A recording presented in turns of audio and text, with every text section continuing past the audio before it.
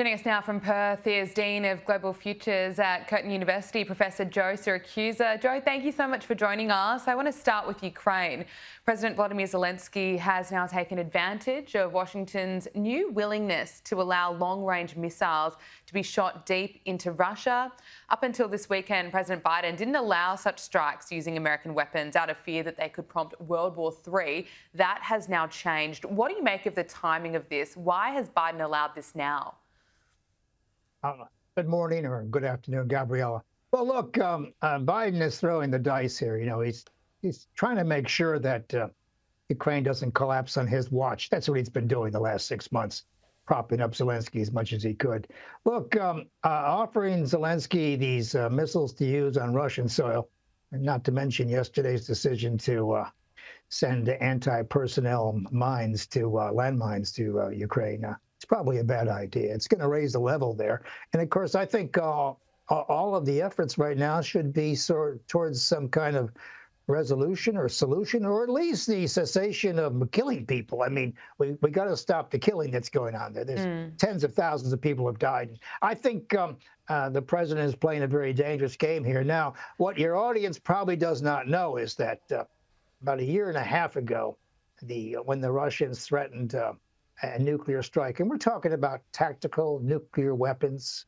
We're not talking about strategic nuclear weapons. Tactical nuclear wars can be won, and they will be fought. And every country that has nuclear weapons has tactical nuclear weapons. Gabriella, there's so many of these things, we don't even count them. There's been no treaty to cover them. And any case, I heard the Assistant Secretary of Defense say at a conference in Europe that in the event that the Russians use a tactical nuclear weapon, the United States would respond in two ways. Number one, they would destroy the Black Sea Fleet. And number two, they would bomb the bejesus out of Crimea with conventional weapons. So, the response to a tactical nuclear weapon, which is quite limited, delimited, and has a limited radiation, could require a massive conventional response, which is far more damaging than the other ones. But this idea that we're looking at World War III, and then, of course, a number of people in the West, a number of people in America say, look, this is just a matter of rhetoric, that Putin is bluffing. Look, as President Obama said about Putin in 2014, the man doesn't bluff, and I don't think he does bluff. And of course, I think all the efforts on the part of the Democrats should be to bring the war to a conclusion. This idea that we're now going to beef up the Ukrainian offensive capability at this last minute doesn't make any sense to me. I mean, I think it's kind of mischief. And of course, they're trying to do things that will make it possible for President Trump to undo. It's quite clear that Trump and his Secretary of Defense elect make it very clear that $157 billion has been sent on Ukraine.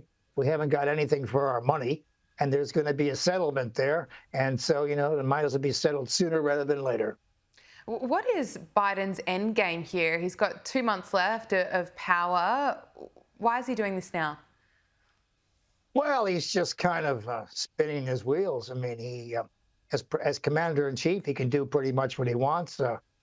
He knows which way the war is going. The war has been lost now for over a year and a half. He knows that, as a matter of fact. He's trying to define some kind of legacy for himself. Now, in the 1,000 days since the war has taken place, and even before that, he didn't make a single phone call to President Putin to try to stop this thing. There was no negotiations.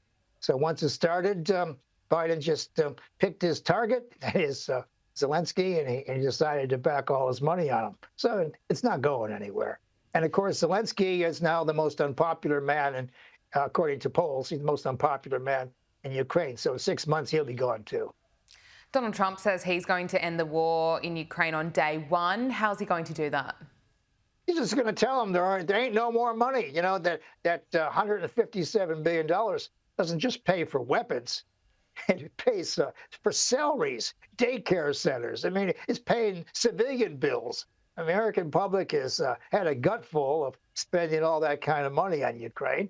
And frankly, it's they know the war is lost. I mean, America knows when it's time to go.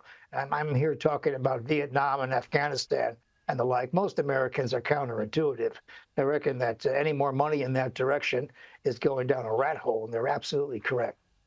Look, I want to talk to you about what has been happening in America. SpaceX's Starship rocket blasted off on its latest test flight this week. President-elect Donald Trump joined Elon Musk to witness the spectacle firsthand. Let's take a look. 3, 2, 1.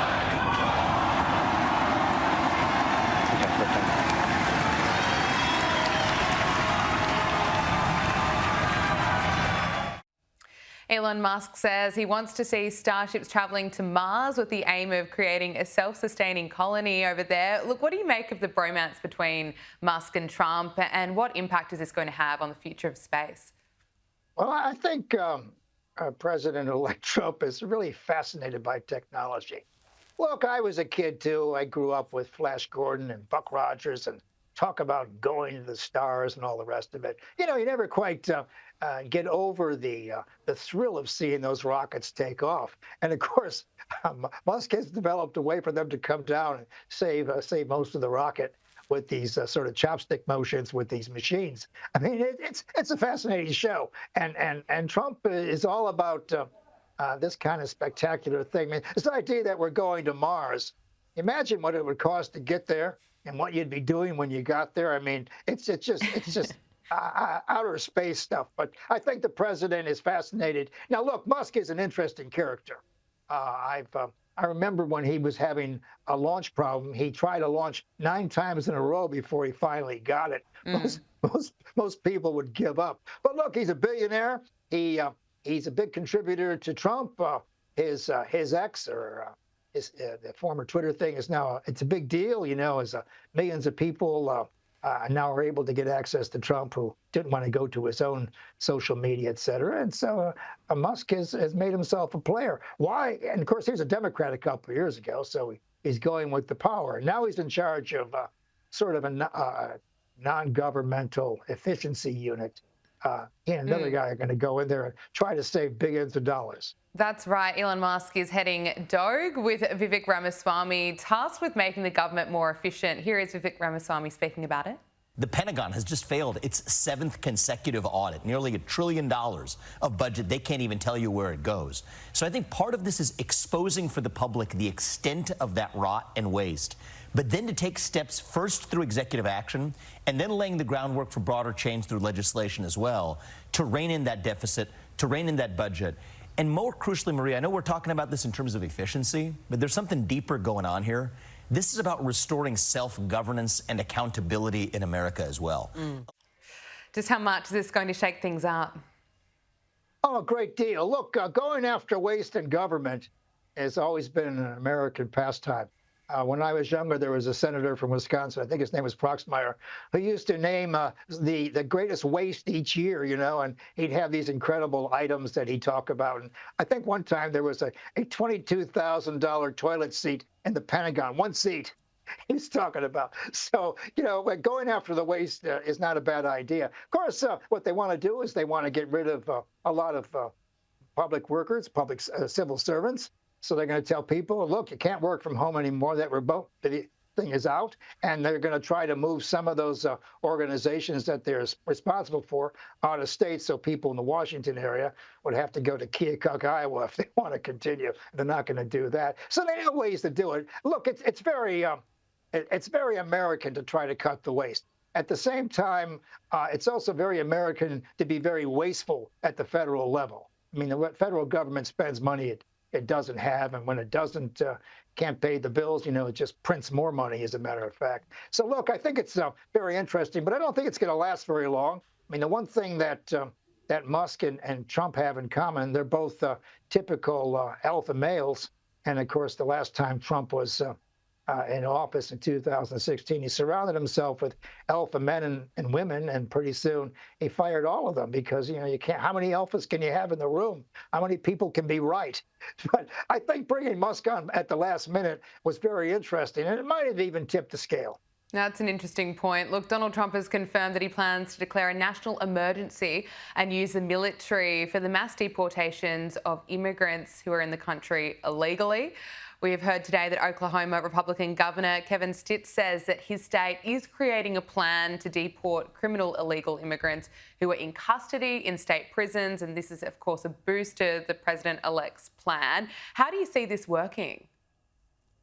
Well, what they're going to do is first they're going to go after illegal immigrants who are sitting in American prisons and county jails. These are people who have committed crimes and they have no business in America. They shouldn't have been there in the first place. So he's going to get rid of them, and he's going to probably federalize the National Guard. He's not going to bring in regular army. I mean, he's going to use the reserves in each of these states. He could, as a president, he could do that. In the 60s, when I was at university, presidents were always federalizing the National Guard to stop rioting in Chicago and New York and Watts and things like that. So that's pretty common. But look, he's going after a lot of people, and it's unprecedented. But look, we probably have 11 to 20 million American illegal residents in the United States. Now, keep in mind, the only reason that Americans have put up with all this nonsense over the years is because California growers want someone to pick the grapes and the lettuce. Same thing in Washington and in Chicago. They want someone to watch the kids. They're looking for for people to work the gardens and do the home watch. You know, this cheap labor is part of the American fabric. And so, you know, that's why the floodgates have been left open for years and years, because a lot of these people do the work that Americans don't want to do anymore. They don't want to pick grapes. They don't want to pick cabbage or lettuce and that kind of thing.